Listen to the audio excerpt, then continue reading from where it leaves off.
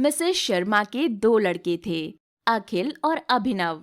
वो दोनों अलग अलग कंपनियों में मैनेजर की पोजीशन पर काम करते थे। मिसेस शर्मा अब जल्द से जल्द अपने दोनों लड़कों की शादी करवाना चाहती थी, मगर वो चाहती थी कि उनकी दोनों बहुएं सिर्फ शहर की ही हों, क्योंकि मिसेस शर्मा को गांव की लड़कियों से काफी नफरत थी। फिर ऐसे ही कुछ दिन बीत जाते हैं और अखिल और अभिनव गौरी और गोपी से शादी कर लेते हैं। गौरी और गोपी दोनों ही गांव की लड़कियां होती हैं। वो दोनों जब शादी कर घर लौटते हैं तो मिसेस शर्मा और मिस्टर शर्मा काफी हैरान हो जाते हैं। आओ बेटा आओ।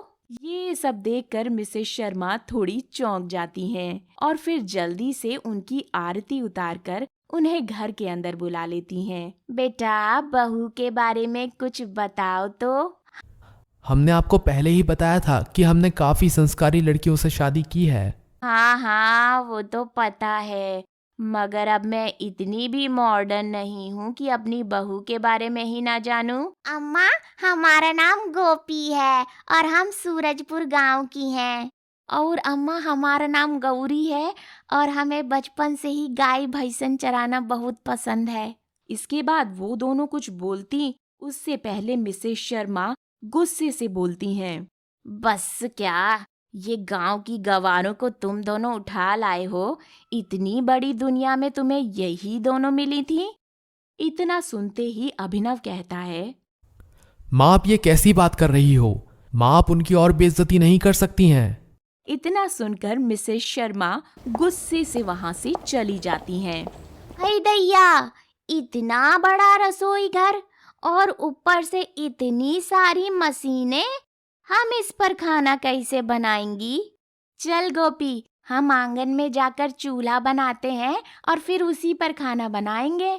और फिर क्या, गोपी और गोरी दोनों चूल्हे में जाकर सभी परिवार वालों के लिए खाना बना लाती हैं। सभी लोग गोपी और गोरी के खाने की काफी तारीफ करते हैं।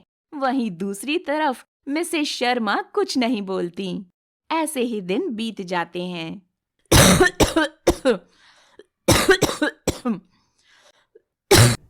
क्या हुआ माँ? कुछ नहीं बेटा, बहुत दिन से खांसी आ रही है और जा नहीं रही। अखिल अपनी माँ को डॉक्टर के पास ले जाता है। मिसेस शर्मा डॉक्टर की लिखी दवाइयाँ खाती तो हैं, पर उनकी खांसी पर डॉक्टर की दवाइयों का कुछ भी असर नहीं होता। भगवान रे भगवान, अम्मा कितना खांस रही है आजकल। अम्मा की खांसी तो सही होने का नाम ही नहीं ले रही, बल्कि बढ़ती ही जा रही है। अखिल जी ने तो डॉक्टर को भी दिखा दिया है, मगर कभी कभी ये अंग्रेजी दवाइयाँ कुछ काम नहीं आती। क्यों ना हम अपनी अम्मा की दवाई बनाएं, जो हमने अपने गांव में सीखी थी।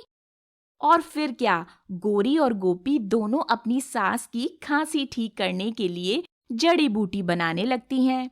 लो, बन गई हमारी दवाई। देखना, इसे खाकर अम्मा बिल्कुल ठीक हो जाएगी। जड़ी बूटी लेकर गोपी अपनी सास के पास पहुंचती है और जड़ी बूटी टेबल के पास रख देती है। अम्मा, ये लो, हमने जड़ी बूटी बनाई है तुम्हारी खांसी ठीक करने के लिए। ले जा अपने लिए, मुझे नहीं खानी ये कोई जड़ी बूटी। अरे अम्मा, कभी कभी अंग्रेजी दवाई काम नहीं करती, मगर ये जरूर करेगी। ये हमने अपनी दादी से सीखी थी और हमारी दादी ने अपनी दादी से। ठीक है, बस कर, चल खा लेती हूँ। गोपी के इतना कहने पर मिसेस शर्मा जड़ी बूटी खा लेती है और ऐसे ही पूरा एक दिन बीत जाता है और मिसेस शर्मा को खांसी नहीं आती। अरे, पूरा एक दिन हो गया और मुझे खांसी नहीं आई। लगता है वो जड़ी बूटी काम कर गई। और फिर क्या, मिसेस शर्मा अपनी दोनों बहू गोपी और गोरी से जाकर माफी मांगती हैं। गोपी, गोरी, तुम दोनों मुझे माफ कर दो। मैंने तुम्हारी बहुत बेइज्जती की, पर तुम दोनों बहुत अच्छी हो। माना कि तुम गांव की हो, पर तुम दोनों तो शहर के लोगों से भी अच्छी हो। अरे अम्मा, बड़े थोड़ी ना माफी मांगते हैं छोटों से। कभी कभी अपनी संस्कृति से जुड़े रहने वाले लोग बुरे नहीं होते,